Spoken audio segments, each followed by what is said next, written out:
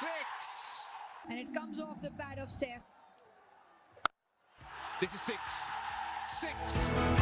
শ্রীলঙ্কার বিপক্ষে টাইগারদের রুদ্ধশ্বাস জয়ের দিন তাওহিদ হৃদয় টি-20তে বাংলাদেশের হয়ে খেলে ফেললেন নিজের 50তম ম্যাচ, সেই সাথে ছুঁয়ে ফেললেন দারুণ এক মাইল ফলক। নিজের 50তম ম্যাচে হৃদয় দেশের অষ্টম ব্যাটসম্যান হিসেবে প্রবেশ করলেন 1000 রানের ক্লাবে। শ্রীলঙ্কার বিপক্ষে নিজের 50তম ম্যাচে হৃদয় বলা চলে এক প্রকার ম্যাচ উইনিং নক খেলেন। লঙ্কানদের বিপক্ষে হৃদয় মিডল অর্ডারে নেমে দারুণ ব্যাটিং করতে থাকেন, খেলতে থাকেন দারুণ কিছু শট। এদিন হৃদয় যেন তার সব সমালোচনার জবাব ব্যাট হাতে দিতে থাকলেন, তুলে নেন চোখ ধাঁধানো এক 50। 37 বলে 4 ও 2 ছক্কায় 58 রান করে আউট হন হৃদয়, কিন্তু দলকে ঠিকই জয়ের ভিত গড়ে দিয়ে যান।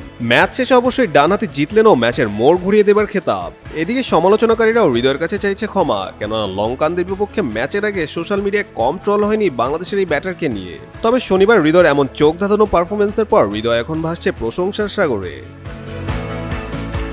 এদিকে হৃদয় ম্যাচ জয়ের পর কৃতজ্ঞতা জানাতে ভুলেননি মহান রাব্বুল আলামিনকেও। লঙ্কানদের বিপক্ষে ম্যাচ জয়ের পর তাওহিদ হৃদয় তার অফিসিয়াল ফেসবুক পেজে লেখেন, চেষ্টা সবসময় থাকে, তবে ভাগ্য এবং রিজিক সবসময় একরকম থাকে না। বাংলাদেশের জন্য খেলি, নিজের সর্বোচ্চ এবং সর্বশ্রেষ্ঠকে দিয়ে হলেও মাঠে লড়াই করতে তাই প্রতিজ্ঞাবদ্ধ। আল্লাহ পাকের দরবারে শুকরিয়া সব খারাপ এবং ভালোর জন্য।